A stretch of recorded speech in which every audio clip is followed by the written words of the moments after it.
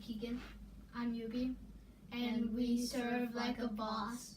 We are here with Mr. Hightower, the new sheriff of Bowling Green.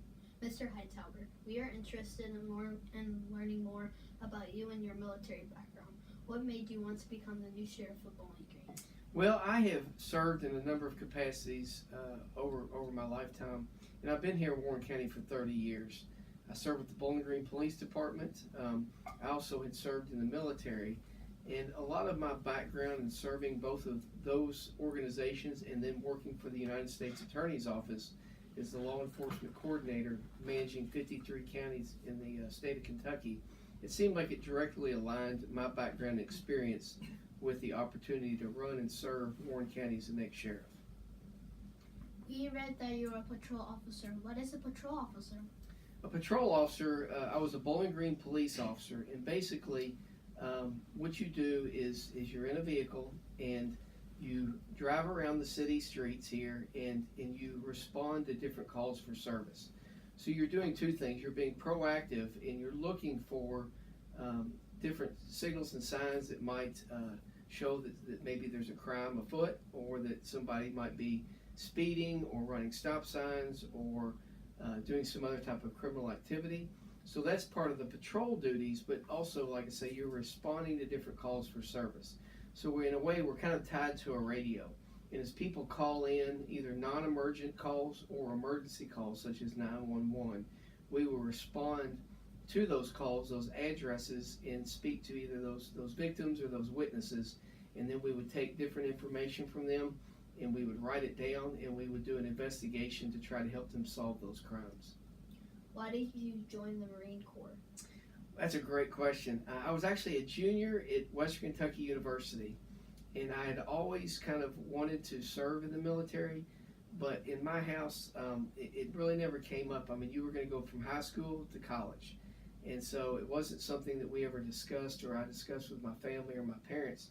But about my junior year in college, I really had this desire to want to serve my country. And so I had gone and actually gone over to Campbell Lane here in Bowling Green and met with a recruiter. And a funny story is I walked in and he thought I was a little younger than I was. He said, "Oh, you getting ready to graduate high school?" I said, "No, I'm in college." And he said, "Well," he said, "yeah, college isn't for everybody." And I said, "Well, maybe not." I said, "I just got about a 3.0. And he said, "Oh, son, sit down." He said, "We need to talk." And so shortly thereafter, I had signed up for the Marine Corps. It was called the 84-Day Reserve Program. So I was going to go to boot camp between my junior and senior year of college. And then after I graduated college, I would be able to either go to OCS, go through that process, do active duty time, or get in the reserves. And so I came back to start my senior year of college after boot camp, and then I got activated for Desert Storm.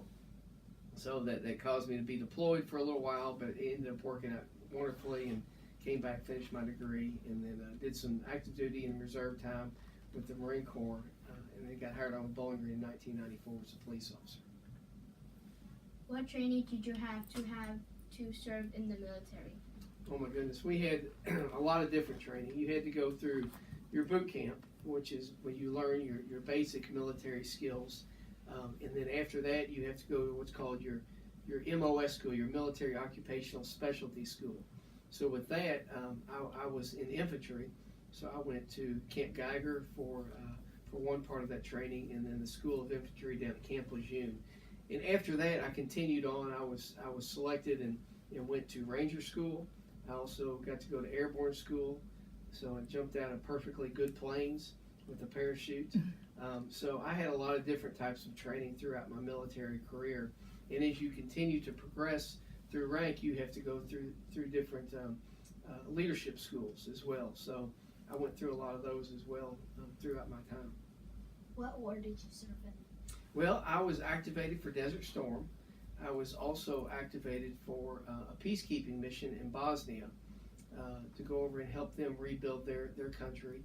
And then the last war I was activated for was for Afghanistan.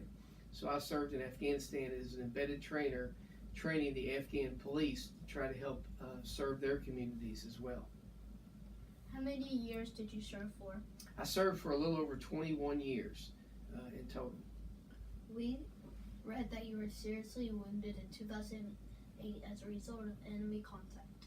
How did you get injured?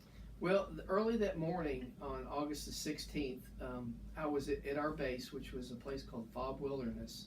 And it was a small base, and we started receiving reports of enemy contact that was happening a few miles from where our base was.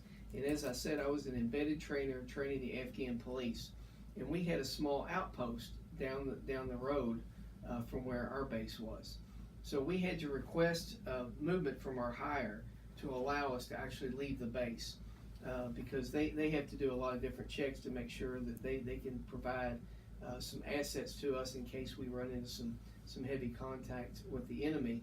So we received the ability to leave our base, and we went down there. When we showed up on the scene, the small police outpost had been shot up. There were some people who were injured there, and so we started helping them, trying to get some information, and we kept receiving some gunfire from the mountain behind this little small outpost. So there were 6 vehicles with our convoy that went up there, and one of those vehicles drove up a kind of a mountainous road and went to a valley up above us, and they received an ambush. So the enemy attacked their vehicle, and they were hollering on the radio, and they needed some assistance. So I went back to my vehicle, and we drove back up there to assist them. And after we seemed to have gotten everything kind of calmed down, there was a road that led up to kind of a ridge.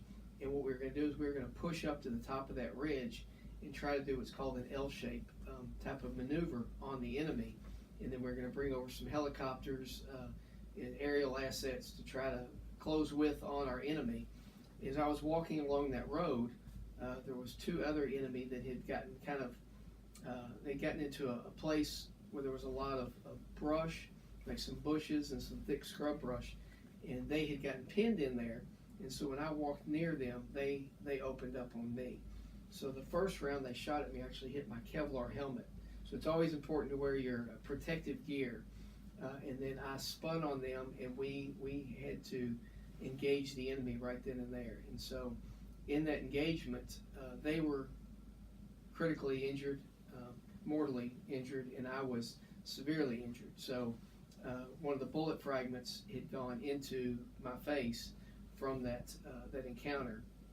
So it knocked me out initially, and then I was out for a couple of minutes laying on that road. The guys on my team thought I had been mortally wounded, but it just knocked me out. So when I kind of came to, I opened my eyes, and I was laying on this road, and I opened my eyes and I could see this pool of blood in front of me, but my ears were ringing really loud, and I could hear the gunfire from some other folks, and I wanted to get off that what they call that X spot, where it's kind of a danger spot, and I started trying to move, and I couldn't move. It was like I was paralyzed, and I couldn't move my legs, couldn't move my arms, couldn't move anything. And so my mind started racing, and I started thinking about my family, and because you're thinking, okay, I've been shot in the head. That's not too good thoughts to have, and I'm bleeding here, and I can't move. So I really thought that I was in a really bad spot, and I really wasn't sure I was going to survive at that particular time.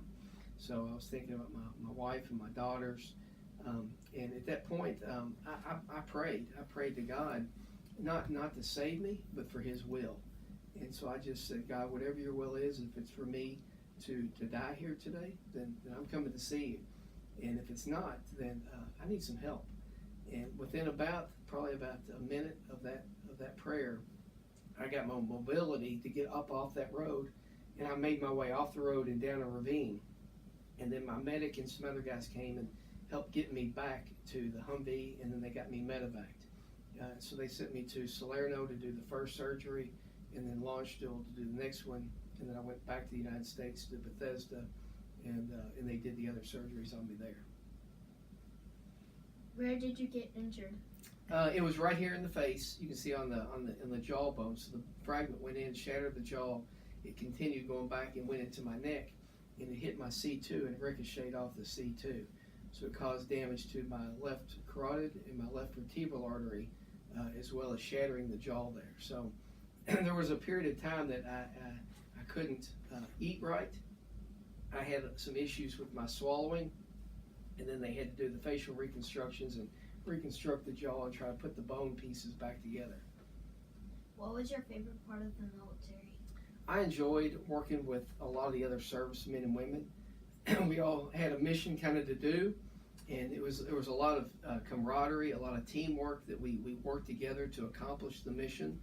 And I really enjoyed my time in Afghanistan, meeting a lot of the different people in the community. And you were in a very austere environment, and you had the ability to kind of live with them in a lot of ways, and eat their food, and really be close to them in helping them try to rebuild their country and make a safer environment. And that was very fulfilling. That's kind of what it seemed like all my training throughout my life had prepared me for that time in Afghanistan, and I really did enjoy that time there. What is the hardest thing you've been through in the military? I would say any of the deployments, because you're separated from your family for such a long period of time. When I deployed to Bosnia, my youngest daughter was 3 weeks old, and I had to leave, and I didn't get to see her again for 9 months. So basically, I mean, from 3 months old, when she was 3 weeks old when I left, I got to see her again briefly when she was 3 months old, and then I didn't get to see her again until she was a year old. So that's very difficult to be away from your family at those types of times, and just that's the most difficult part. Do you have any funny or heartwarming stories about your time in the military? Oh, I mean, there were so many different times that we had the ability, a lot of times, to work with kids. We would go into the schools in Bosnia, and we worked with and we would teach the children in their schools. I kind of wish our schools, in a way, were set up like theirs, because their students were required to clean their schools. So they would sweep the schools, they would clean the trash up, they would take all of it outside, and at the end of the day, they would have to go through the outside of the school property, pick up any trash, and get rid of it as well. So I thought that was kind of neat. I thought it was a good teaching tool for the students, that when you throw something down, somebody's got to pick it up, and over there that they kind of showed that anything you throw down, you're responsible for. But just working with the different schools and the kids in so many different places were always a lot of fun. Tell us about your military awards and what they mean. Well, I've got a lot of different awards just over the years, some for service, some for things I have done, presidential unit citations for different deployments. But I guess the two favorite ones I have is the Purple Heart and the Bronze Star. And nobody wants a Purple Heart. That's, unfortunately, that's just the one you really don't want. But at the same time, it does mean a lot, because of not just for my own service of that, but when I see that award on other people, I kind of understand what maybe they went through, that they have actually shed blood in a foreign country, either serving us here in the United States and or serving other countries as well, trying to stabilize them and to try to do what was best for those other countries. So I just kind of know the history behind that, and so between that and the Bronze Star are my two favorite ones. Why do you think many veterans don't like talking about the wars they were involved in when they got home? I think sometimes it might have negative feelings for them, and I think sometimes it's hard to relate. When I sit down, sometimes you sit down and talk to civilian people who've never served or have never been in the type of environment we might have been in. A lot of times people just don't understand. So a lot of times veterans like to talk to other veterans more, because they understand. If you've ever been through an experience, or if you've been through a class, you can talk to your friends and joke about things that happened, whether they were good or bad. But there's some commonality between veterans when they have served and understanding one another. And a lot of times I think it's just hard for veterans to relate to civilians who have never experienced what they've experienced and don't understand even the day-to-day activities that they maybe experienced when they were deployed. Why do you think it is important for kids our age to support veterans by writing thank you cards and volunteering to serve at community luncheons for veterans like we had during our project? I think service to either your community or your country is one of the best things anybody can do. When you put yourself out there for others, and it's selfless